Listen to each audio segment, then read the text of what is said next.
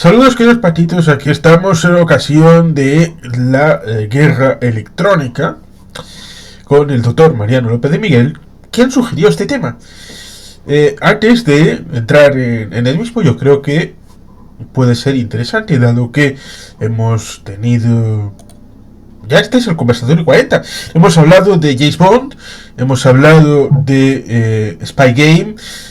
No hemos tratado aquella película de Company Business, de aquel bailarín con Jim Hackman, que refleja precisamente ese tránsito entre estos elementos electrónicos que podía tener un James Bond en todas sus películas, que eran un complemento para la gente de campo, respecto de ese elemento de frustración del cambio de época con la Guerra Fría, porque antes todo el mundo sabía más o menos cómo estaba la cosa.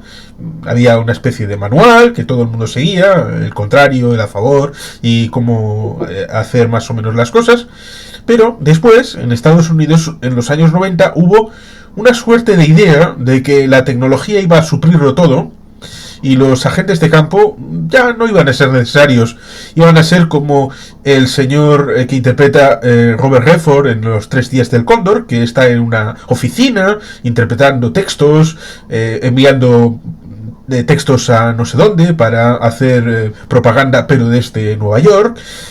Sería más o menos así, con satélites y tecnología interespacial, y por lo tanto ahí la gente sería retranqueado y no habría ningún problema. Pero en esos años 90 hubo problemáticas que, como hablamos con respecto de Spy Game, se fue variando el frutero de a ver por dónde va la Macedonia, respecto de a ver si el enemigo va a ser Rusia y sus cuates que vayan por debajo, si tal vez el yihadismo internacional, tal vez algún latinoamericano o africano que pueda andar por ahí, y al final acabaron con la idea de que había que complementar tecnología con agentes sobre el terreno. Pero esta es mi impresión sobre el asunto, que evidentemente tiene actualidad por el tema de los Vipers. Pero estoy completamente de acuerdo. Lo primero fundamental, a Rasaldeón, Juan Carlos, muchas gracias por la invitación en este conversatorio 40 de 2022, un honor para mí. Y añadiendo que, desde luego, yo tengo ese recuerdo lejano, ya ni siquiera como estudiante, de que llegaba ese fin del corto siglo XX, ¿no? Que decía Postman, año 91, que la URSS, y ya de aquella, pues tengo también un recuerdo muy lejano, que fue cuando hay el golpe de Estado, autogolpe del 19 de agosto del 91, debe de haber un vídeo por internet todavía que lo narra, en la que la incipiente televisión privada en España, Antena 3, hablaba de un instrumento para el futuro. Era el email, y sobre todo también las feeds de noticias que estaban presentes en la época, para un intranet muy, muy limitado, pero que decían, el golpe ha fracasado. Claro, en aquella época no se puede llamar a eso guerra electrónica, sí lo de esta aldea global, que luego en un principio acuña McLuhan en el 81, y que luego da pie a las autopistas de la información de, creo que fue Al Gore el que la acuñó ese término, ¿no? Unido a todo ello, es un hecho la guerra electrónica, era ya un hecho de aquella, pero se dejó lo que se basó mucho en el Signal Intelligence SIGINT, y se dejó de un lado el Human Intelligence.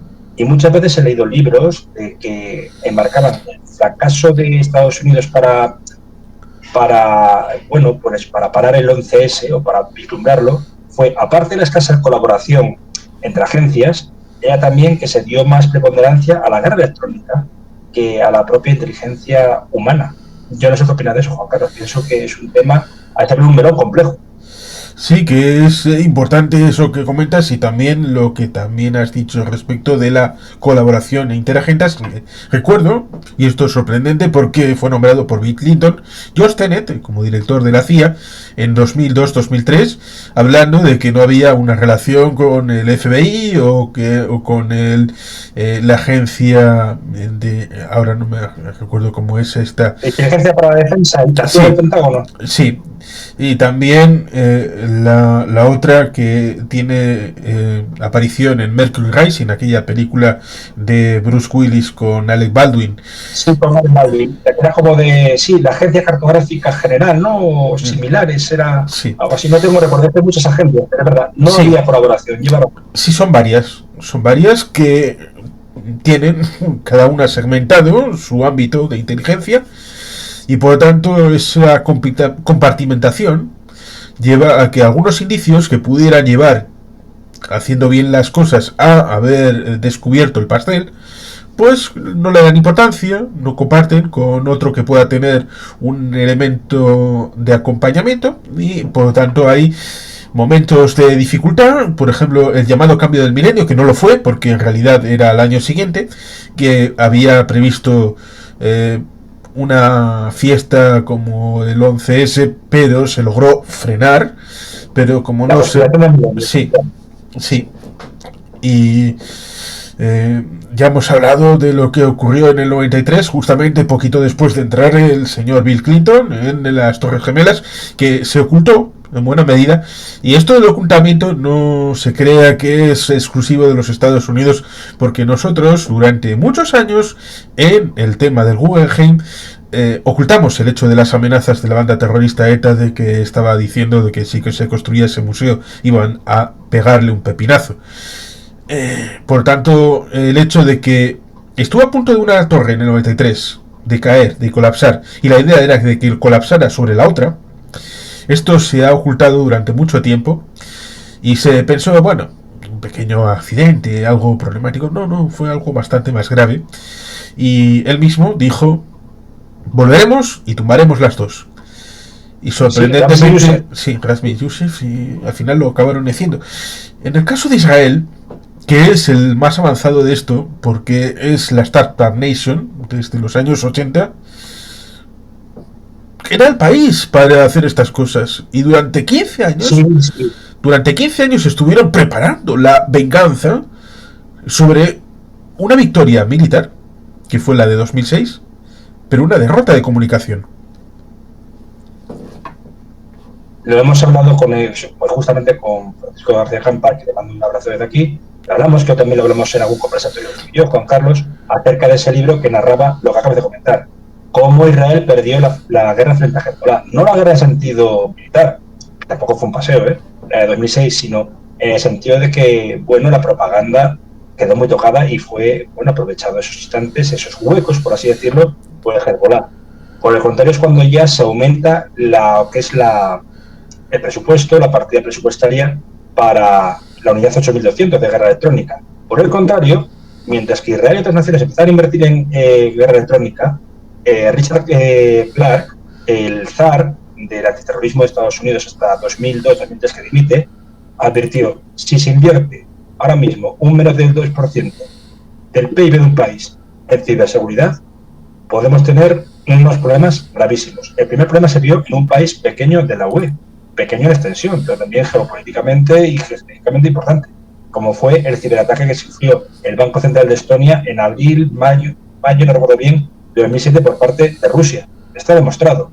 Cuando encima el señor Putin, con todo su cinismo, fue a la conferencia de seguridad que esa de años se celebró, no sé si recuerdo si fue en Budapest o Bucarest. Fue una de las dos veces, pero no recuerdo cuál de ambos era. Y en ese instante ya se hablaba de que o se invertía en ciberseguridad y evitar la guerra electrónica, o bien los países podrían estar muy tocados. Y creo que la invasión rusa, esa mal llamada Operación Militar Especial de febrero, de 2022, lo que marca es un paso más dentro de la guerra electrónica. Ya, por ejemplo, sobre el campo, no es solo la guerra electrónica clásica, valga la redundancia, sino también el uso ya de inteligencia artificial, ciberataques, los propios drones. Creo que estamos viendo un cambio, obviamente toda guerra es una barbaridad, pero aquí estamos viendo un cambio de paradigma interesante. A lo mejor me equivoco, pero es en mi opinión. Sí, es interesante porque primero habría que delimitar qué es guerra electrónica, ya que se confiere, entendiendo que este ataque llevó a la OTAN a que la unidad específica para contraguerra electrónica se instalara precisamente en la capital de Estonia. El régimen de Corea del Norte, por ejemplo, dada su debilidad intrínseca e incapacidad para generar recursos, ha llevado a robar todo tipo de cosas a nivel internacional, a nivel electrónico. Por ejemplo, como pasó aquello con Sony, llegando películas, por ejemplo, James Bond, expurgando lo que eran las ideas que en ese momento Michael G. Wilson y Barbara Broccoli tenían para el personaje, o aquella película de la entrevista que molestó mucho a Rocketman y que fue llevada al público de manera gratuita gracias a los hackers y crackers de Corea del Norte, con lo cual ahí tenemos un elemento para visualizarlo, o el hecho de que incluso a un servidor que no es nadie, pero intentaron hackearme la cuenta tanto en X, Twitter, como en Facebook, más de una vez, desde San Petersburgo, lo cual resulta alucinante, pero revelador de que están muy activos estas formulaciones de tratar de penetrar en redes sociales de gente en Occidente. Y eso creo que creo que también es guerra electrónica. Es totalmente, se puede considerar guerra electrónica. Y no solo eso, también se puede meter dentro de dos factores. Guerra electrónica, a mi entender, lógicamente por lo que ha dicho, y guerra simétrica. La mal llamada doctrina Gerasimov, porque, bueno, fue Margaleotti que lo planteó como tal, pero solo como una especie de paper interno para, creo que era el New York Times. Al final ya se ha puesto esta especie de hálito de por así decirlo, de misticismo, ¿no? Pues en el caso de la doctrina Gerasimov también era una conjugación entre guerra electrónica clásica y ciberataques que se han visto, como has indicado, de Rusia, pero sobre todo acordémonos de las granjas de bots, y a la vista queda que en menos de un mes hay elecciones presidenciales en Estados Unidos, pues hace 8 años exactos también la victoria de Donald Trump, pues también la inferencia rusa, que se ha demostrado. Ahí ya no es que estemos hablando de conspiranoicos, etcétera. Está demostrado que hubo una gran creación de granjas de bots, e incluso se intentó llevar a cabo un referéndum, yo no que piqué, no voy a negarlo, que se planteaba por parte de California el Calexit después del Brexit. Claro, no es instante que había tal noción de desinformación, yo trabajo y peco de que me lo creí. Dije, pues hablamos California ahora mismo después del trumpismo que otra cosa. Es cierto que esas granjas de bots son interesantes para comprender el acompañamiento luego de Cambridge Analytica, que es un actor revelador. El hecho que comentas de Calexit incide no solo en el ámbito de la guerra electrónica, sino en el achicamiento de espacios del ámbito de la política, porque, y lo suelo poner como ejemplo, en el ámbito de la política económica, en la Constitución de 1978 en España, en los siguientes gobiernos que pudiera haber, pueden establecer una política liberal de mercado o una política planificada de corte socialista sin tener que cambiar la Constitución. Y esto es un amplio espacio en donde gentes diversas pueden tener un paraguas común de reglas compartidas, y dentro de eso pues puede haber partidismo, de lucha de... A mí me gusta más que se den subvenciones a las mercerías, o quiero que se expropien a los bancos, o quiero que no se dé ninguna ayuda a las asociaciones. Bueno, pues esas políticas se pueden hacer dentro de ese marco común, pero parece que esta polarización en donde cada vez más todos los temas son susceptibles de debate, pues ha achicado todo esto y por tanto ha dado la oportunidad a que se introduzca a través de redes sociales esa cámara de eco en la que lo que te gusta o disgusta va sectorializado, y por tanto ahí están las redes sociales y el tema electrónico, el tema de internet, para saber diseminar y distinguir y ver si a ti te gusta determinado tema, pues vamos a darte la propuesta exacta que tal candidato o tal situación, porque recuerdo a Civil War, una película hecha como protagonista Dominic Cummings, interpretado por Benedict Cumberbatch, en la que se veía claramente que había barrios enteros en el Reino Unido, y es interesante porque la circunscripción en el Reino Unido es uninominal, y por tanto si logras un 35%, siempre que nadie tenga más de un 35%, logras el escaño. Por tanto, igual puedes lograr que nadie más tenga, si está un escaño consolidado, no es swing state, no es algo disputado, pues puedes hacer que ese escaño sea perpetuidad, y lo único que sea una primaria dentro del partido y ya está. y por tanto ese otro 65% queda completamente orillado y no interesa a nadie. Y no participan en política. Cambridge Analytica supera esto para ir directamente a esos barrios marginados políticamente y decirles, ojo, que esta propuesta de Brexit te interesa porque eso que estos políticos tradicionales no te han hecho, lo haremos. Y eso es lo que hizo la comunión de Dominic Cummings con el señor Boris Johnson. Y de eso también se aprovechó Donald Trump. Aparte del hecho de que dijo claramente, por favor, señores rusos, craqueen los servidores de Hillary Clinton y del Partido Demócrata. Sí. Es todo un hecho, sí. Lo desconocía más o menos lo del tema que comentas del Brexit. A mí porque me pilló también en mi enorme inocencia de 2016, se puede decir que no me esperaba nada de lo primero fundamental. El Brexit pensaba que iba a ser tipo el referéndum de Escocia, que iba a ganar permanecer el Remain, pero por escaso voto. Sí, cuando me desperté... Eso pensaba David Cameron y por eso lo hizo. Sí, y luego dimitió, muy cobardemente. No quisiera estar. Pero claro, lo de Cambridge Analytica, el escándalo de aquella época, también hubo otra mayor de Demoscopia que estuvo metida en el ajo. Y luego todo lo que ocurre también incluso se hablaba de que el PP cuando retiene el gobierno del 2016 precariamente con apoyo externo, creo que era de Ciudadanos, y asimismo se mantiene pues con unos cuantos años más en las elecciones PIS de 2016, de junio de 2016, era porque Indra había influido. Aquí no creo que hubiese ningún tipo de guerra electrónica, sino que pues una especie de cansancio por varias situaciones o procesos electorales dieron pie a un parlamento colgante, ¿no? Pero hemos visto casos extremos. Luego hemos visto la guerra electrónica también en el 2017, creo que fue en Montenegro, con un intento de cambiar la perspectiva de un gobierno europeísta por otro más rusófilo, por parte de aquella de Putin y Medvedev. Ha habido también en Macedonia. Es decir, todo el antiguo arco socialista se basó durante los últimos, vamos a decir, décadas, en un contacto continuo entre guerra electrónica clásica y ciberataques. La gente pensará que lo mismo. No, la guerra electrónica pues fue básicamente, digamos, el Signal Intelligence, desde 1942 aproximadamente hasta 1988, es decir, 46 largos años.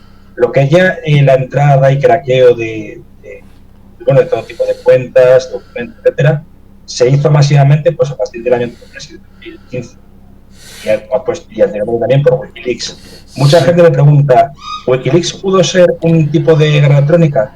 Yo considero que Wikileaks fue al final una farsa de una persona que quiso lucrarse, como es Julian Assange. Se me pondrá a insultarme todo eso y siempre tengo el ejemplo de que Julian Assange, con esa especie de ciberguerrilla electrónica, permitió que un traductor hazara de un periodista italiano fuese decapitado por los tribunales. Y eso no se olvida. Sí, decías la doctrina Gerasimov, que en realidad Gerasimov lo único que hizo es enumerar lo que supuestamente le estaban haciendo a Rusia, no lo que Rusia iba a hacer, sino lo que supuestamente le estaban haciendo, y eso lo puso en una conferencia y la gente dijo, la doctrina Gerasimov. No, eso es la doctrina contra Gerasimov, que sería eso, lo cachondo. Evidentemente, lo que has comentado de lo que es y no es guerra electrónica es un elemento interesante. La acusación respecto de Indra viene supuestamente por el tema del conteo. Cualquier persona que haya, y no quiero prefigurar nadie que haya estado o no estado, pero yo he estado bastantes veces como interventor y una vez como presidente de mesa en los procesos electorales en el Estado español, evidentemente ahí no influye en nada el tema electrónico, porque abrimos la jornada con la acta de constitución de la mesa. A lo largo de la jornada se va votando presencialmente en una papeleta y luego al final está el acta de sesión y el acta de escrutinio. Y todos los partidos tienen la disponibilidad de coger las actas de sesión y escrutinio, como la de constitución de la mesa, de la jornada de todas las mesas del Estado español. En el caso vasco tenemos la suerte de que posteriormente todas las mesas, todas y cada una de las mesas, está traspuesto el dato a nivel de internet, con lo cual cualquier persona cualquier ciudadano español puede estar a las 8 y después de que haya votado la mesa y los interventores pueden ver físicamente el recuento. Con lo cual pueden saber perfectamente qué ha votado esa mesa. En el caso del País Vasco pueden luego cotejarlo con lo que ha sucedido a través de Internet, porque Indra solamente maneja datos, no recuento.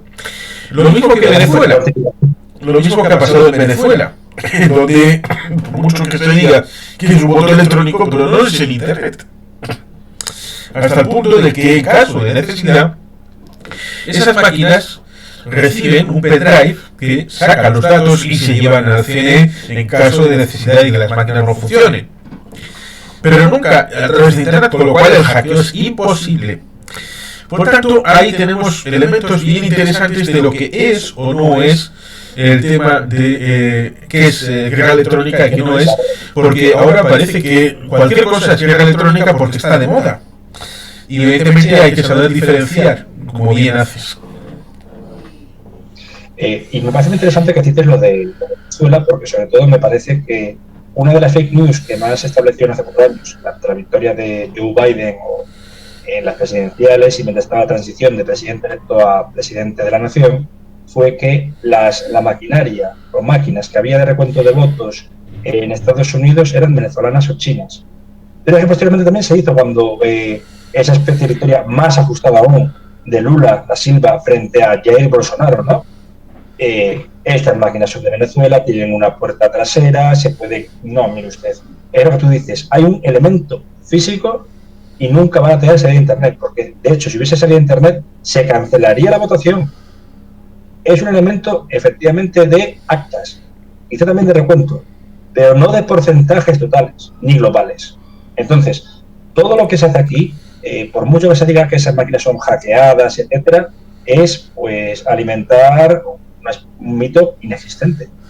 Porque a poco que no hace falta ser una experta de tecnología, a poco que alguien se dirija a lo que son las actas, como del mismo modo, ese tipo de votación sabe perfectamente que sigue los criterios que os indican, Juan Carlos. Ni más ni menos. Yo recuerdo perfectamente lo que sucedió hace 20 años, las elecciones en las que yo participé, porque yo estaba con Juanín en las primarias, y luego perdimos, y como soy disciplinado, el partido eligió a John Kerry como candidato, entonces pasó a ser mi candidato, eligió a John Edwards como compañero de fórmula, y fuimos a las elecciones. Cierto es que hubo mentiras, como la del programa Constellation, que luego se desinfló y desapareció del mapa, para la reactivación del plan NASA para llegar a las estrellas, a Marte, incluso a la Luna previamente y todo eso.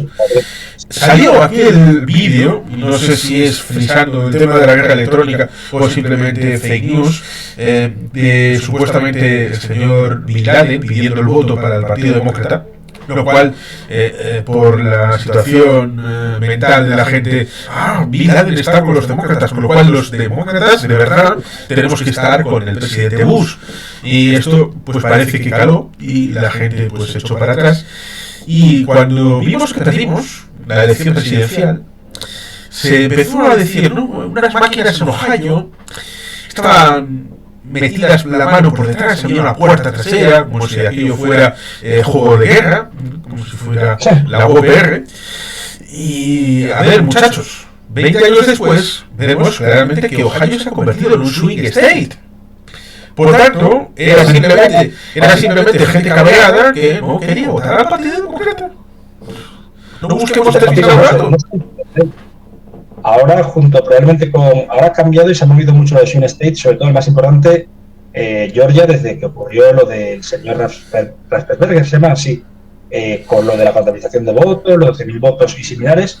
Pero es que probablemente a fecha actual, Ohio y quizá Idaho midan la temperatura de cómo va la elección presidencial. Y Pensilvania. Ohio, que son 20, y Pensilvania, perdón. Fue lo que dio la victoria, de hecho, en 2016 a Donald Trump. Cuando yo tengo recuerdo de levantarme y ver, en Pensilvania ha ganado Trump, por lo cual tiene la presidencia asegurada. Pero lo primero que pensé fue, estado cabreado, lo que tú dices, estado que se dejó muy de lado por el tema de la industria, pero sobre todo mucha población de ascendencia de Europa del Este, principalmente rusófona, ucraniana o serbia. como se puede ver en la película El Cazador, mismamente. Y es cuando pensé, hace 2 días estaba viendo RT, tuve que la vi, coincidió ya en aquella época, y apareció una entrevista de Alexander Dugin. Y Dugin estaba haciendo una campaña completamente contra. Eso caló, seguramente, si también hubo algún ciberataque. Es otro tipo de, no es guerra electrónica, es ciberataque, desde luego, pero está en esta especie de paraguas porque la guerra electrónica tiene muchas derivaciones, muchas derivaciones. Para eso, evidentemente, hay que tener instrumentos. Hay otra serie que puede ser paradigmática para ciertos elementos electrónicos por su ausencia, como es Jericó. Jericó es una serie que habla de un pulso electromagnético en la atmósfera que destruye todos los elementos electrónicos del país, llevándolo prácticamente a la edad de piedra.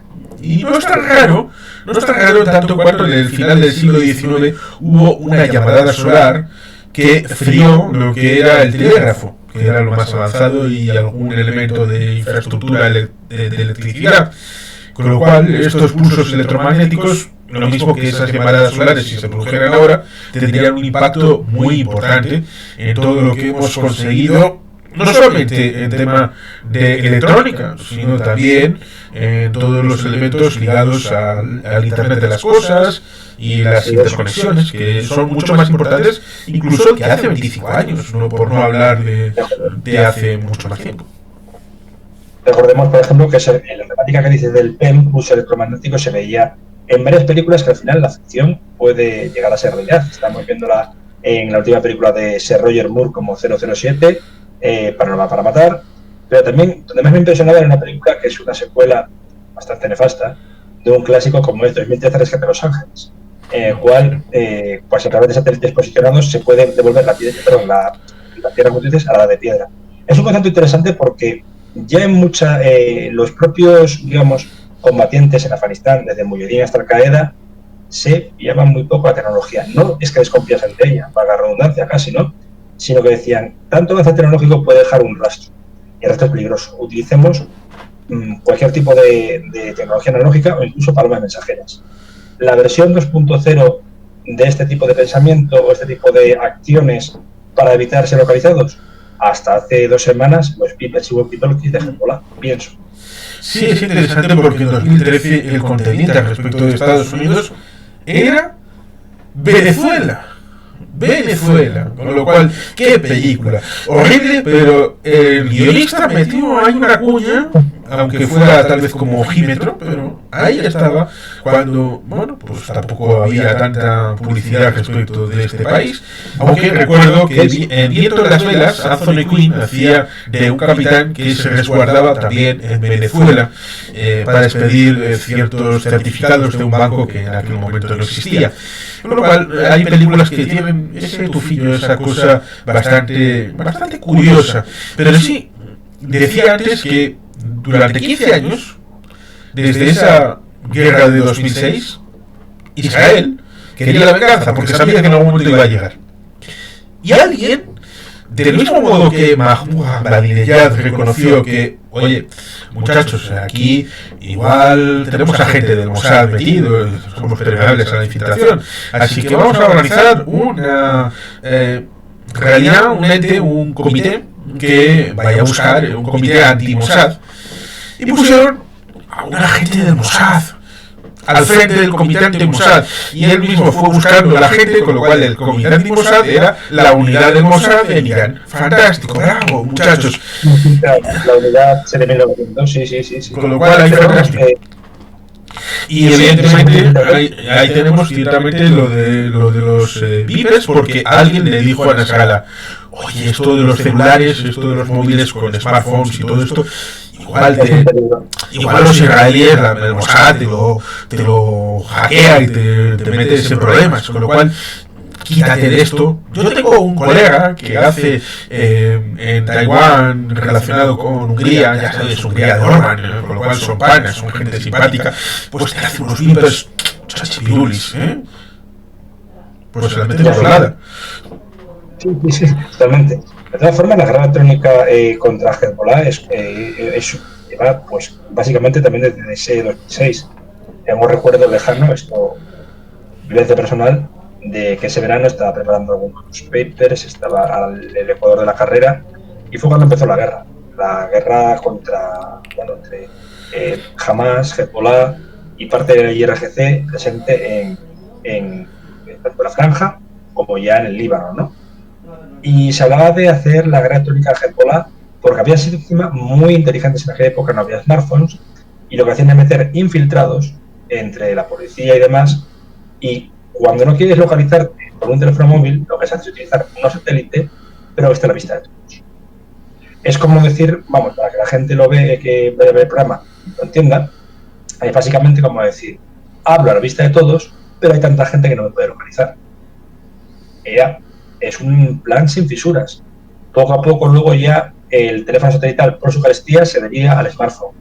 Pero el smartphone es que deja una trazabilidad casi perfecta. Aunque sea con una tarjeta prepago, siempre va a haber una ubicación por antena, siempre va a haber una entrada por internet y siempre va a haber un consumo de datos que, dependiendo del flujo más alto o más bajo, te localice una zona, una barriada, lo que sea. Por eso Narrala pidió que se deje de utilizar los smartphones y se derivó hacia lo que eran los beepers, que al final un Palets o varios más de ellos fue interceptado por el Mossad, y entiendo que uno a uno estuvieron poniendo todo tipo de explosivos.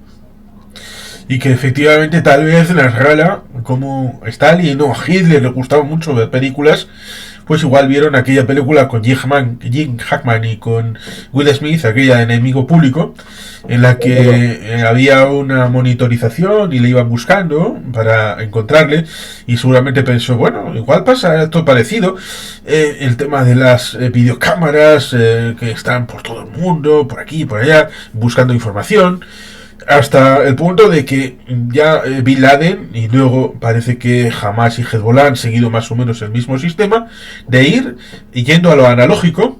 Por ejemplo, en las fotografías, luego creo que Hezbollah y Hamas se han relajado un poco, y en Ucrania los rusos han sido maestros en hacer el gilipollas auténticamente, haciendo localización de dónde estaban y dónde hacían las fiestas. Pero en principio, por ejemplo, en el tema de los relojes, el tema de usar Casio, que era cualquier reloj que pudieran tener en un mercadillo, para no identificar, bueno, si es un reloj caro, entonces igual lo han cogido solamente en determinada tienda y así pueden rastrearlo.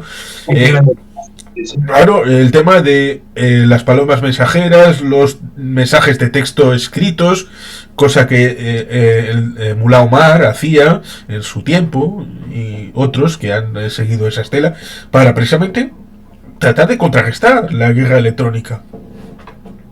Totalmente, sí, sí. Y muy, muy interesante lo que dice del Mullah Omar, que más o menos lo conocía, pero ahora lo certificas. Con respecto a todo esto, dices, pioneros los yihadistas en uso de guerra electrónica. No, la guerra electrónica está en juego, como hemos dicho, desde la Segunda Guerra Mundial. Pero es cierto que han sido más bien actores o grupos militantes o actores estatales los que han utilizado la guerra electrónica de forma masiva.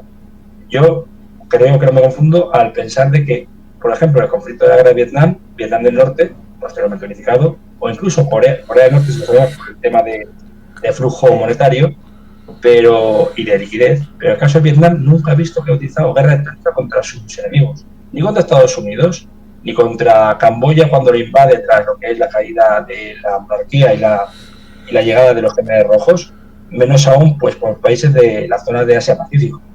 Parece como si fuese todo derivado la guerra electrónica al espacio europeo durante la Guerra Fría, anteriormente a la Segunda Guerra Mundial o en la guerra en Ucrania, y en Oriente Medio pues con los conflictos a raíz de los choques árabes israelíes, ¿no? Pero bueno, claro, me puedo confundir.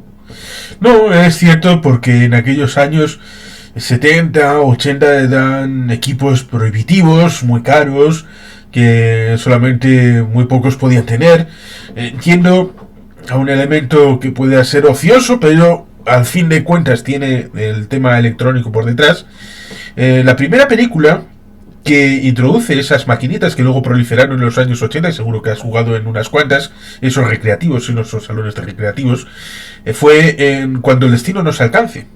Esa es la que aparece en la casa de ese gerifalte que estaba detrás del negocio y todo aquello. Aparece una máquina ahí para ver que, bueno, en aquel momento era algo muy especial.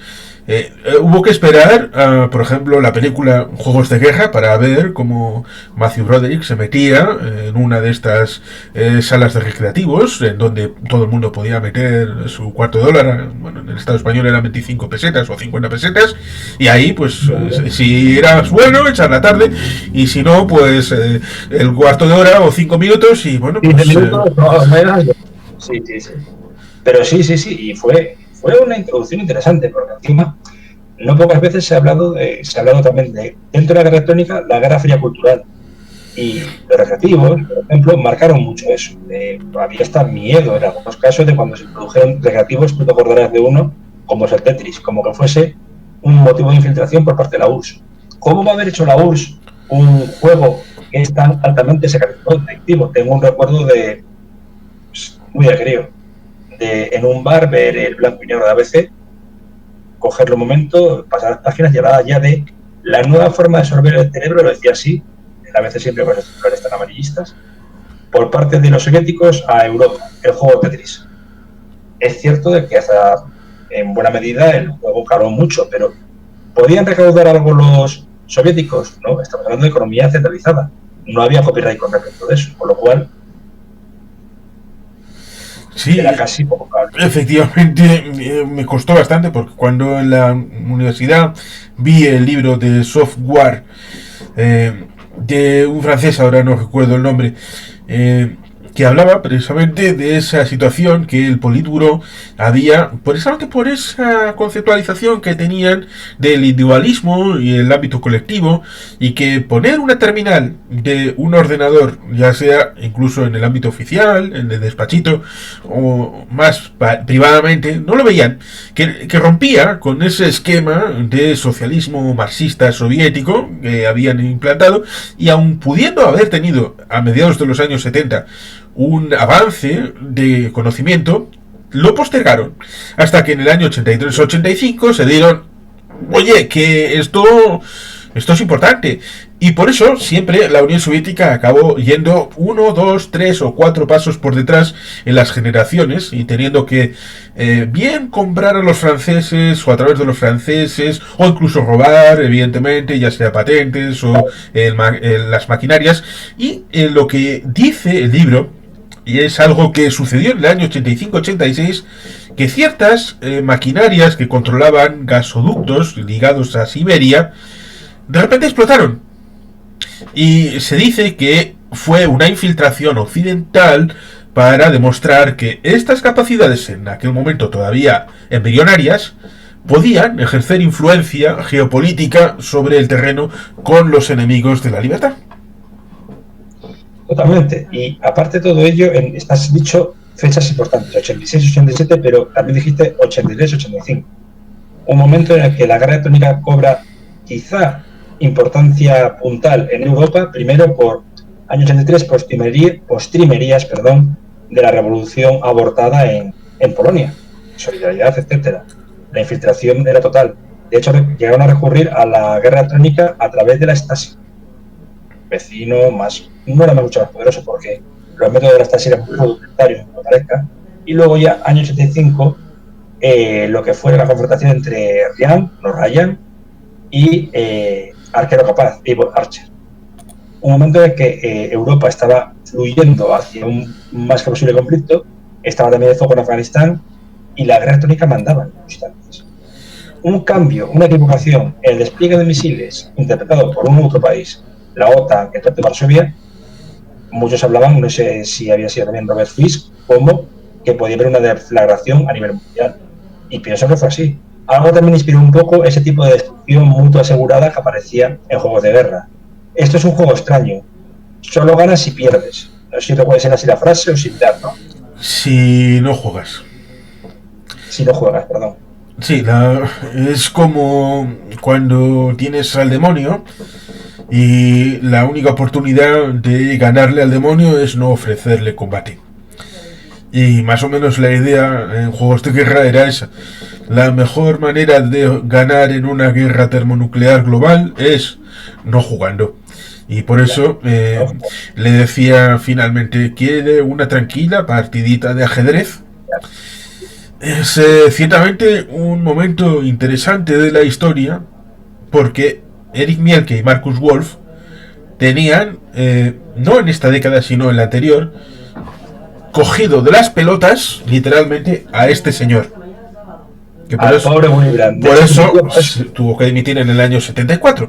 En parte también por lo que sucedió en Múnich en el año 72. Pero bueno, lo de tener infiltrado a un grupo de gente en la Cancillería ligado a la Stasi, pues creo que como que no quedaba muy bien, sobre todo cuando él mismo había patrocinado la Ostpolitik para acercar precisamente al este, al oeste y fijar las limitantes, las fronteras entre la Alemania federal y la Alemania llamada democrática. Era un sistema bastante curioso, porque creo que merece la pena decirlo, respecto de los países hermanos ligados a la frontera rusa dentro de la Unión Soviética, incluso fuera de la Unión Soviética, pero cercanos a la frontera soviética. La Alemania democrática era un mercadillo para mostrar lo mejor que tenían, pero dentro del ámbito de vida comparada con el occidente vivían mal. Con lo cual se cabreaban los de Alemania Oriental porque, ojo, que nuestros vecinos y hermanos de Alemania Occidental viven de puta madre comparado con nosotros. Pero les decían, ojo, cuidado, porque comparado con los demás países de la zona oriental, del segundo mundo, vosotros sí que vivís de puta madre comparados con los que viven en la zona de los Bálticos, ni tan mal, pero la zona de Asia Central... No digamos nada de incluso los países de los Balcanes del Sur. Albania con Enver Hoxha, atrasado completamente a nivel tecnológico y digamos de capital social, y del mismo modo, a pesar de ser considerada la Silicon Valley del bloque soviético, Bulgaria llevaba un par de generaciones más atrás el desarrollo de ordenadores de consumo, vamos, de consumo doméstico. Es decir, eran ordenadores copiados o bien de tecnología de Alemania del Este, o bien incluso plagiada a los propios alemanes de Alemania Federal, capital Bonn. En ese mismo instante había muchísimo, digamos, tránsito de aviones de Aeroflot con personal búlgaro para realmente hacer el trabajo sucio de la Unión Soviética. En este caso era espionaje industrial. ¿Para qué? Para la guerra. Sí, y también para conseguir el equivalente del Concorde, cosa que rara vez logró volar, y cuando obligaron a la gente fue a punta de pistola para subirse al avión, porque aquello metía unos ruidos y perdía aceite, vamos, era algo inenarrable el volar en eso. Y luego está el programa Buran, que cualquiera que busque verá que es exactamente igual que el programa del transportador espacial estadounidense, con lo cual ahí funcionaba bastante bien el tema del espionaje. Pero como ahora le pasa, porque el espejo es bastante claro, China está intentando llegar a las últimas plastas de galleta, que lo hacen, la tecnología, una empresa de Países Bajos, se ensambla en buena medida en Taiwán, y ellos están con una generación anterior. No llegan a las más avanzadas que luego tienen soporte, porque ahora hemos avanzado a la tecnología del Internet de las cosas y está conectado pues hasta el frigorífico, la nevera, lavavajillas, todo lo que quieras, y decirle Alexa pon la lavadora, Alexa pon el lavavajillas mientras me pones un poco de Sinatra. Con lo cual ahí es necesario para los coches, para los vehículos también, para todo es necesario, no solamente para los ordenadores, los smartphones, las tablets. Es por lo tanto un elemento importante, y quien domine este mercado puede tener influencia en el mundo. Sí, o dominar el mundo. Y de hecho lo que comentas también de China es muy interesante, porque a partir de Tiananmen es la fase final de, bueno, ya ha acabado la revolución cultural, en los procesos de civilización de Deng Xiaoping, perdón, antes de Jiang Zemin, pero dicen, estamos en una generación por debajo de tecnología. Y es cuando hay siempre se dice eso de Made in China. Yo, con todo mi respeto lo digo, es copy in China, es tecnología de ingeniería inversa, que busca el control. Es como ahora mismo, me reía con Paco en uno de los especiales que hicimos sobre Irán, cuando comentó lo del ordenador cuántico iraní, no sé si lo recuerdas. Sí, era maravilloso. Yo creo que lo van a comprar. Lo van a comprar lo mismo que el propio Francisco tenía de su juventud un carnet de conductor de camellos de las ferias del pueblo. Pues yo creo que va a tener el mismo éxito en cuanto a utilidad. Sí, sí, porque esa parte luego se demostró que era una placa prensada de Amazon por 90 euros, ¿no? 90 dólares. Fue un poco ridículo, porque de fondo también hay otra cosa importante tener en cuenta. Todo artilugio de guerra electrónica, principalmente en los últimos años Turquía, cuando dejó los drones de vigilancia a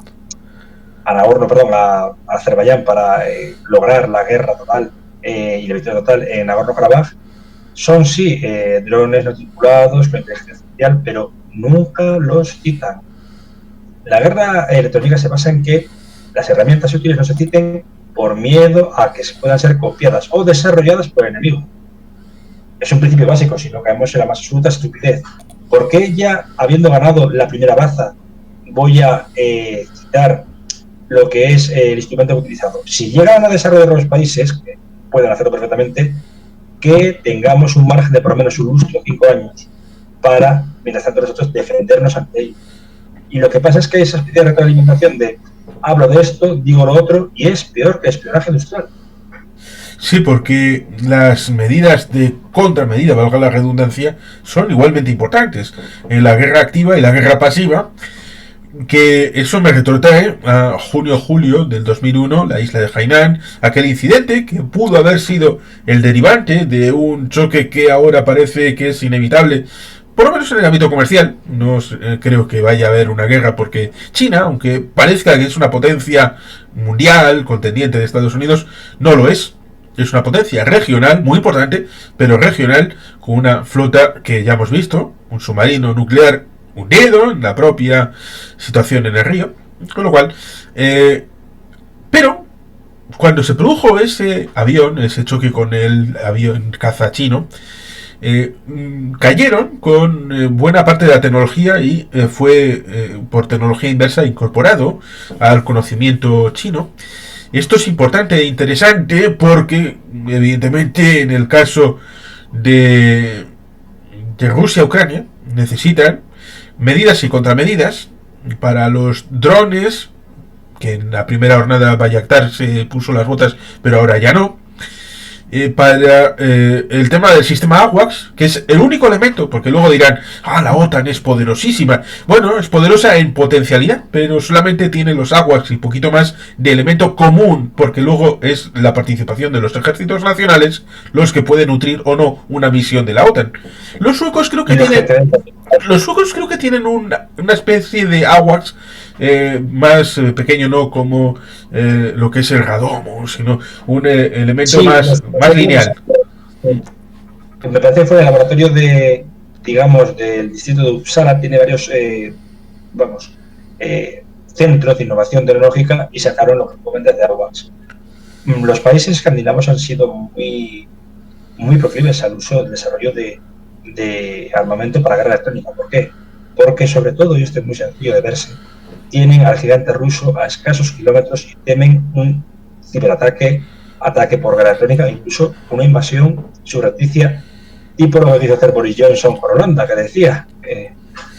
Pero bueno. Bueno, en los años 80 hubo una idea de que había submarinos pululando en el Báltico, e incluso que alguno llegó a desembarcar cerca de Estocolmo. Hay leyendas, algunas se convirtió en libro, en novela. Uno leí yo en su momento y no sé si tiene vídeo en el canal. Bueno, no importa, pero pues claro, ahí está parte del asunto. Lo mismo que la realidad de algún barco que salió de manera surrepticia y influyó en que Tom Clancy escribiera La caza del octubre rojo, cosa que luego se convirtió en película. Por lo tanto, siempre hay en las historias, incluso novelas de ficción, elementos que tienen que ver conexión con la realidad. Y por tanto la situación de Ucrania seguro queda para muchas novelas, para el futuro y películas y series, pero evidentemente los ucranianos necesitan esa protección, no solamente aérea, que les falta, y espero que con la situación que estamos viviendo Israel les pueda dar algo de lo que puedan hacer alguna cúpula, bien sobre las ciudades, Kharkiv, Kiev o alguna otra, para poder protegerse mejor, pero que evidentemente también necesitan esa situación respecto de la situación electrónica y poder incorporarlo como frente de batalla. Una pantalla, exactamente. Lógico, a modo lógico, lo que has comentado de Ucrania es muy importante. Hay otros países que han invertido muchísimo en guerra electrónica debido a el miedo ante Rusia, pero vamos a poner otro ejemplo. Un país grande que teme a un país pequeño. Y son países evidentemente agrarios. La gente puede decir, pero ¿cómo pues eso pues ocurre? Entrenados en la guerra de guerrillas durante el conflicto con Somalia, los etíopes, temiendo que Eritrea pueda hacer ciberataques financiados por Rusia o quien sea, porque Etiopía ha pasado dentro de cabe al bando occidental, han invertido los últimos 10 años muchísimo dinero, desde la muerte de Meles Zenawi y del ministro, para crear una pantalla de defensa sistemática y de ciberseguridad ante agresores extranjeros, principalmente Eritrea. La gente se extrañará, pero los países de África, de Cuerno África, perdón, salvo Yemen, tienen un índice de conectividad a Internet muy amplio. ¿Por qué? El miedo a los ciberataques, porque estamos en sociedades no postindustriales, pero sí sociedades agrarias y también con un sector de servicios muy potente. Si estos dos se unen y pueden caer ante lo que es un ciberataque, porque también lo que son las granjas están controladas en muchos casos para productividad por cánones de informáticos, los países se pueden ir a garete. Sí, que es importante tener conocimiento e información de lo que sucede en el mundo, incluso de los propios, cosa que se vio. Pero antes de ir a eso, citaré dos casos. Uno cuando la tecnología estadounidense servía para hacer aviones. Ahora Airbus le ha comido la tostada a McDonnell Douglas, que ya no existe, y a Boeing, que sí existe. Eh, y el avión de presidencial chino fue entregado con las llaves, nuevecito, lo llevaron a Pekín y pues, vete a saber por qué, pues acabaron encontrando que estaba todo lleno de elementos de escucha y guerra electrónica para saber lo que estaba pasando. Y en Addis Abeba, la capital de Etiopía, está la sede de la antigua OUA, hoy Unidad Africana, y se descubrió que los chinos la habían puesto toda llenita, trufada de elementos de escucha y de guerra electrónica, lo cual ciertamente es alucinante, pero bastante realista en nuestros tiempos. Es cierto que estos países, bueno, invierten dinero porque ven que oh, sí, claro, no queda otra, porque la información fluye, necesitan adelantarse. Hay posibles contratiempos, que, por ejemplo, lo que dicen de el Nord Stream, pero claro, la gente se olvida de lo que pasó previamente en Georgia en 2007-2008, en el que los rusos hicieron prácticamente lo mismo, volando su propio gasoducto para tratar de influir políticamente. Por tanto, hay que tener memoria y poder no olvidar lo que sucedió en el pasado. Y también añadiendo lo que dice de Georgia, bueno, que era antes de la guerra de 2008, de 5 días de agosto, el reviente, por así decirlo, destrucción por parte del ejército ruso y su fuerza aérea de las únicas armas de, digamos, de guerra electrónica de Georgia, que eran drones, pero no de ataque, de vigilancia.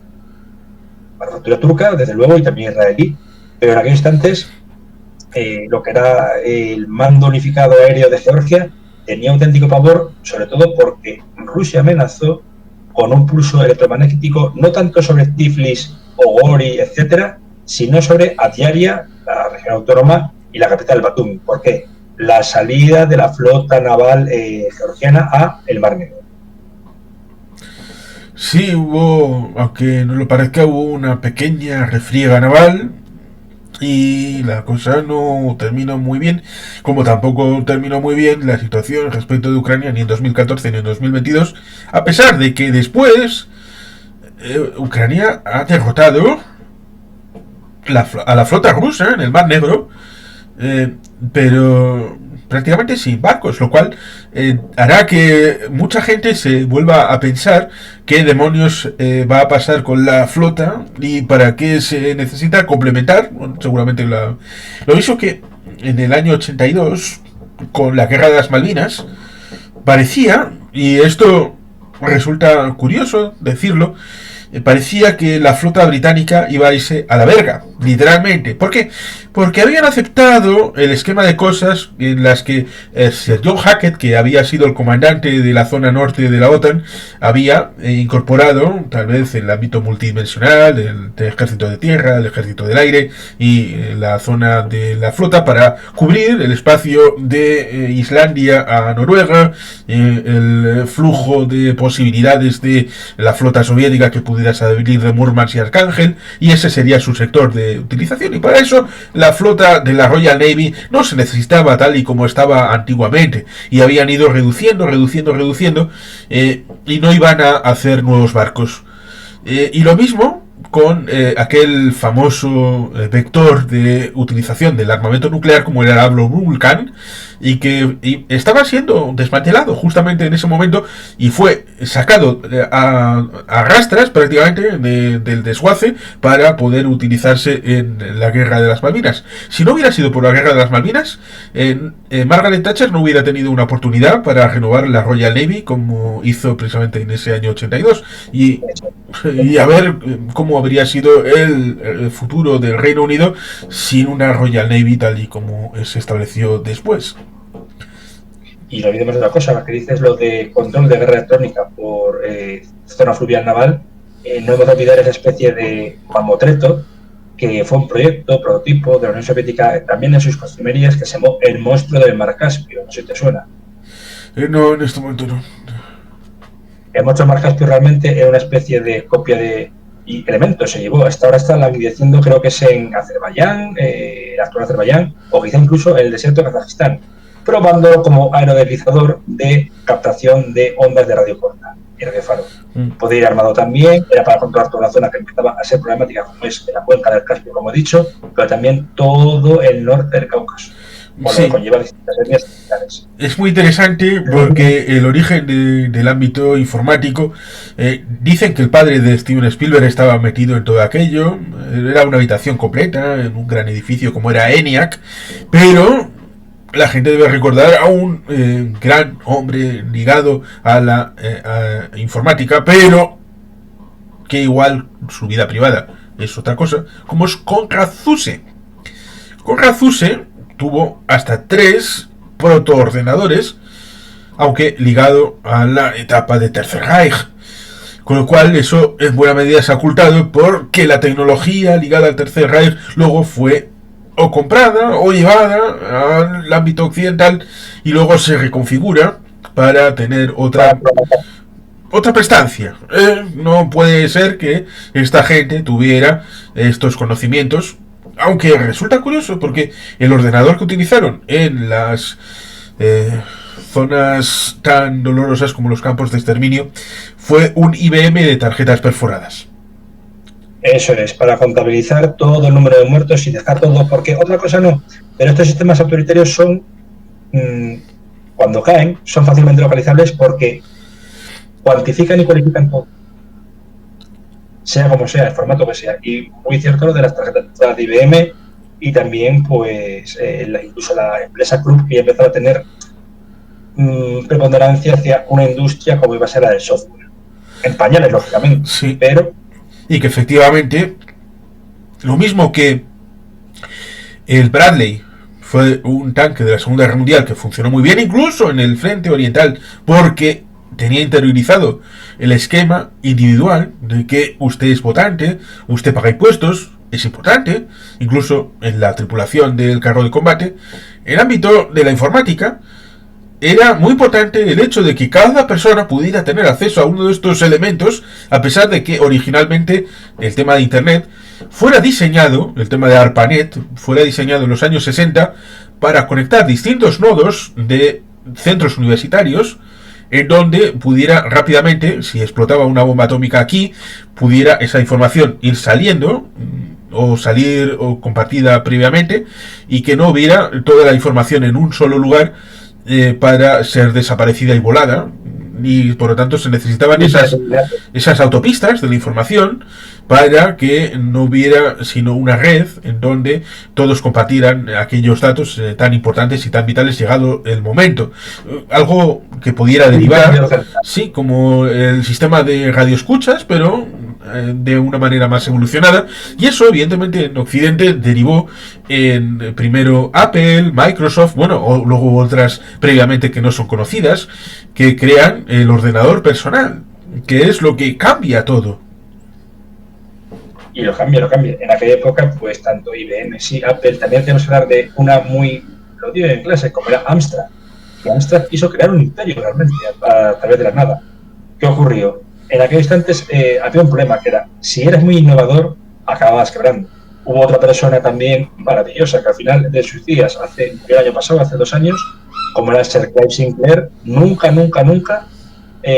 utilizó un ordenador personal, pero decía, son necesarios para el avance de la información. Y lo que tú decías, esta especie de servidor central, uno de ellos en las montañas rocosas, otro en los Apalaches, porque en caso, y eso se narra muy bien en Terminator 3, lanzamiento de las máquinas, cuando lo primero que se encuentra John Connor, en las montañas rocosas, es un ordenador simple, creo que era Commodore 64, en el cual está toda la información de lo que podía suceder almacenada en disquetes y creo que hasta CD-ROMs. Con lo cual es un hecho clave que lo que busca la guerra electrónica también es conservar para posteridad información en caso de, bueno, en el peor de los casos, una guerra nuclear. Sí, citaste Idaho, que es un bonito estado donde hay ovejeros barra pastores vascos, y está el Bass Blog, con aquel exalcalde Dave Bieter, que le dio la bienvenida a Obama en euskera, lo cual es maravilloso, pero al lado está Utah. Y en Utah están los mormones, y los mormones tienen un búnker en donde tienen un ordenador, en donde están las fichas. No he ido a comprobarlo, pero igual debería de hacerlo, porque tienen todas las fichas de todos los seres humanos que han vivido en la Tierra. Supuestamente también tiene una ficha tuya y una ficha mía, para que no se pierda la situación de los seres humanos que hemos vivido, para la relación, supongo que con la trascendencia, con el tema de Dios, y no sé, llevarlas en un carro, que cuando venga Dios a Apocalipsis, no sé qué rollo tienen metido ahí. Una nueva arcadera. Pero nos tienen ahí protegidos para que sublimamos nuestra biografía ahí, pero sí, la tienen ligado a temas informáticos también, como si Dios también fuera 101 o algo digital, binario, lo cual resulta curioso porque conecta también con las profecías aquellas bíblicas que decían, no, es que para entender bien la Biblia se ha necesitado esperar, y Dios lo pronosticó así, a llegar al momento de la creación del ordenador para poder desentrañar los códigos que están metidos en la Biblia a través de un ordenador, lo cual también es el reverso de la tecnología, que produce, como diría Goya, también produce monstruos, como la razón. Sí, pero es así. Ha habido momentos que las singularidades de la tecnología, sobre todo en la electrónica, dieron a lo que era una prolífica vamos a denominar época dorada de la ciencia ficción ligada a esos temas. Ya hemos hablado en un conversatorio de El demonio con la mano de cristal, también Soldier, y no debemos olvidar también a mí es un ensayo corto que me aterró, que era No tengo boca y debo gritar, de Harlan Ellison, una persona deleznable pero buen autor. Y estas singularidades ya se hablaban en aquella época, de una especie de control de guerra electrónica, ciberguerra, con una AM, Allied Master Computer, computadora principal aliada, tanto en Estados Unidos como en la Unión Soviética y en China. Y hablamos del año, creo que era 63. A día de hoy esto es un hecho, ampliado y amplificado pues por las autopistas de la información y la Internet 2.0, casi 3.0, desde que estamos con el tema de inteligencia artificial. Y obviamente la inteligencia artificial marca ya un antes y un después en lo que será la guerra electrónica. Porque la inteligencia artificial nos permite crear cosas que no existen. Claro. Permiten inferir voces, diálogos que nunca existieron, fotos que nunca existieron, hacer películas. Y hay una película de 2013 que está comentada, es así en el canal, de Robin Wright, antes Robin Wright Penn, que es el Congreso.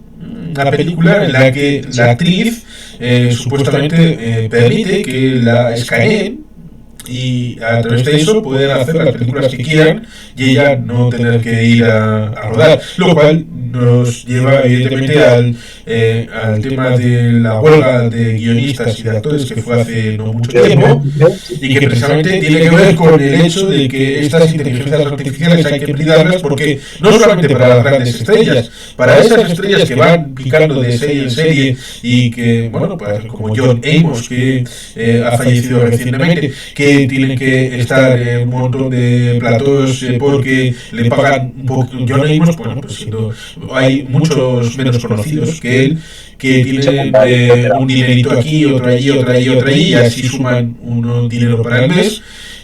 Si simplemente te escanean, pues solamente tienen que escanearle una vez y luego aparecen de actores de reparto en un montón de series sin recibir un euro. Con lo cual eso fue problemático a la hora de todo esto. Con lo cual, o distinguir, y esto es evidente, qué es real o falso, la foto aquella de el Papa Francisco supuestamente como Michelin, con lo cual, políticamente es un tema delicado, el tema de la inteligencia artificial. Hay actores, uno recientemente fallecido, como es James Earl Jones, que cedió su voz para ser clonado por inteligencia artificial, ya en la serie de Kenobi, y otro actor que ha cedido su imagen porque se ha retirado pues por un principio de demencia o Alzheimer como es Willis, lo cual marca los límites de la ética también en el campo de batalla. ¿Hasta qué punto puedes clonar la voz de un comandante de campo? Por ejemplo, ahora mismo podríamos clonar la voz de Putin para que se oiga y las tropas, por ejemplo, se retiren del territorio ucraniano. Pensemos en eso. O eso ya ha pasado, porque dicen que ha habido un avión que iba en dirección hacia Líbano con productos no alimenticios precisamente de Irán, Sí. Y Israel hackeó la torre de Beirut, del aeropuerto de Beirut, para decirles no pueden aterrizar aquí. Y los muchachos se lo creyeron y cogieron, dieron media vuelta y se largaron. Con lo cual, si esto se puede hacer con unas tecnologías, entre comillas, tradicionales, ¿qué se podrá hacer con inteligencia artificial, etcétera? Dijimos en su momento guarda un momentito lo de John Keegan. Dijimos en su momento lo que le pasó a Guy Hart como candidato presidencial. Ahora puedes inferirlo, puedes convertir eso en una realidad inventada para cualquier candidato a través de la inteligencia artificial, montarle el pollo porque las elecciones son de crear algo en un momento determinado y por eso Cambridge Analytica luego se iba a descubrir que era falso, pero la elección presidencial te la ganas y tienes 4 años en el que no puedes sacar ya a esa persona de la presidencia, con lo cual el mal ya está hecho y es irreversible. Con lo cual, la inteligencia artificial puede ser hecha también para el mal. ¿Qué ibas a decir de Keegan? No, primero y fundamental, totalmente de acuerdo contigo. Ahora mismo, los 4 años de mandato de Donald Trump, que no tuvieron luces sino solo sombras, ya empezó con la duda a partir de lo que era la influencia rusa desde el 2-3 de enero de 2017, cuando surgió. Lo poco que duró Michael Flynn luego, ¿no? Por esos contactos. Y con respecto a Sir John Keegan, indicar que tenía otro libro, no el de Future Wars, no recuerdo el nombre ahora, creo que era Amos de las Sombras, y hablaba ya de que en la Segunda Guerra Mundial, la guerra electrónica desarrollada sobre todo por aviones espía de la época, etcétera, iba a tener un reflejo ya no tanto en conflicto bélico, sino en el día a día y vida social. Lo acabas de citar.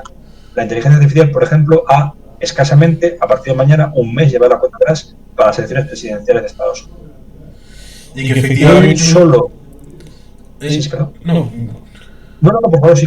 Pues que efectivamente hay un caso de espionaje mutuo, bueno, porque los soviéticos se dieron cuenta de un túnel que iba por debajo de la alambrada y que estaban los británicos, pero luego se metieron los estadounidenses y le chuparon conocimiento a los británicos, cosa que no era novedad porque ya había pasado en los acuerdos de Quebec y antes en el 41 también, no solamente en el 43, y que de ahí surge el plan de la operación Manhattan, del proyecto Manhattan, porque en realidad es una aportación británica que antes también tiene que ver con Francia, con Polonia, es una cadena de suministros de valor del conocimiento, pero que evidentemente los británicos, después de la Segunda Guerra Mundial, hasta que se descubre el pastel en el 56, y precisamente Don Martis tiene un programa específico de ese 56 con Carlos Caballero Jurado, pues evidentemente está esa situación en la que tenían pinchados los teléfonos de Berlín Oriental y los soviéticos lo sabían. Y durante mucho tiempo esa situación de guerra entre comillas electrónica en pañales sirvió para que creyeran, somos los más listos, somos los más bonitos, somos los más guapos, y en realidad le estaban haciendo la contra de, dado que sabían qué teléfonos estaban pinchados, soltarles información rota. Falsa. O falsa, exactamente. O en pequeñas cápsulas para que se diese luego que... Sí, creo que de esto una película del comienzo de los años 90, precisamente en la que estaba, creo que Jim Hackman. No era Jim Hackman, me parece que era Anthony Hopkins. Anthony Hopkins, sí, disculpas. No la decía, pero algo similar. Inocente. El Inocente, me acabo de acordar. Año 94. Tuvo muy poco éxito, pero no se convirtió en película de culto. O sea que añadiendo en ese sentido, si quieres ir terminando ya, decir básicamente que la guerra electrónica es un hecho desde que la tecnología está presente, aplicada a circuitos de silicio, no anteriormente y demás. La guerra electrónica avivada desde el año 42-43. Añadiendo que ahora mismo el principal problema para mí dentro de la guerra electrónica es lo que tú comentas de la peligrosidad de la IA. No creo que la IA a esta fecha actual tenga una singularidad propia, es decir, pueda tomar conciencia de sí mismo.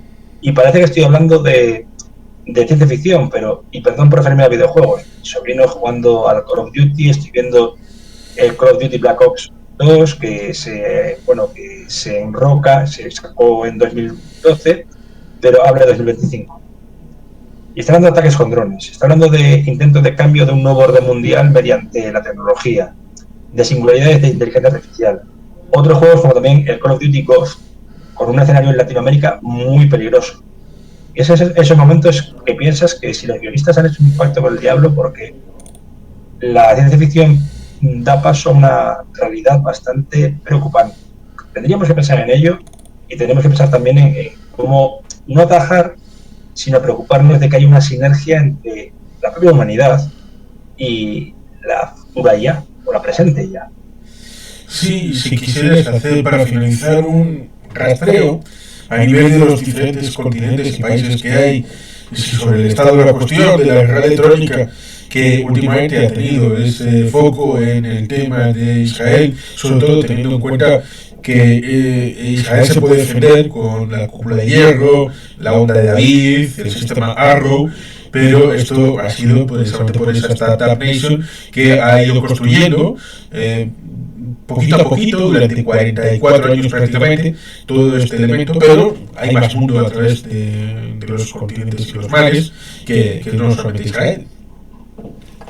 Y decir también, acerca de lo que tú comentas, creo que había un mapa, que tienes que poner mapa de los ciberataques en tiempo real, y aparecía ya en 2016 pues unos porcentajes, unas barras que iban subiendo bajando, y lo más curioso es que por ejemplo, los mayores porcentajes de ciberataques eran en naciones de África que dependen mucho de su red de internet, como puede ser Somalia.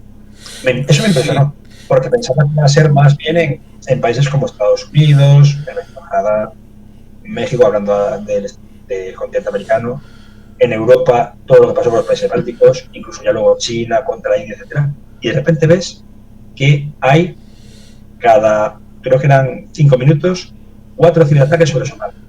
Eso da que pensar. Sí, lo mismo que hay una película que igual querrías hacer, porque me dijiste que igual estaba bien.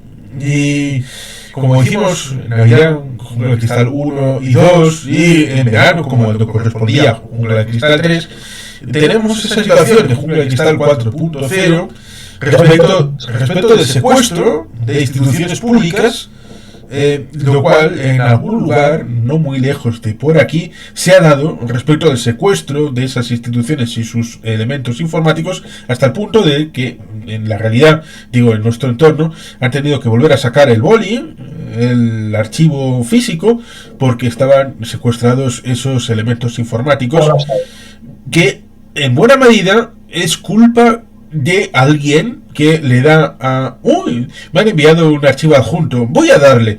En buena medida, tú eres el mismo que acepta y introduce ese elemento en tu propio ordenador, pero bueno, estas cosas pasan. Y parece que en Jungla de Cristal hay ese entorno para que vuelva John McClane a hacer sus cosas. Vive libre o muere, o live free o die hard, exactamente. Pues añadiendo que queda dicho ese conversatorio, desde luego Juan Carlos, y sí, tenemos que hacernos la idea de que la situación en cuanto al tipo de conflictos actuales ha cambiado y con todo ello que todo lo relativo, tanto guerra electrónica como guerra común, está en constante mutación. Máxime ahora, donde tenemos 59 conflictos a modo global focalizados. Es preocupante, pero hay que pensar en ello. Pues sí, ciertamente creo que la gente se ha podido hacer una idea. Siempre se puede ir por Belumartis, que hay contenido también de guerra electrónica, y profundizar leyendo libros, que es una cosa que se hacía en antiguo y sirve bastante bien porque la gente se preocupa por desarrollar estos temas de manera extensiva y también pueden hacerlo si se confían en la tecnología. Yo no lo hago, yo por eso leo en papel, porque igual ahí me lo pueden evitar el tema del hackeo y la falta de electricidad y energía. Ahí nunca hay problemas porque el papel lo aguanta todo, pero también se puede leer en Kindle, en tabletas y todos estos elementos. Siempre es leer libros, que es una recomendación que hago vivamente y que seguro que tú también haces. Y por lo tanto, creo que lo podemos dejar aquí con agradecimiento en este 40 conversatorio juntos y que volveremos. Volveremos, eso es.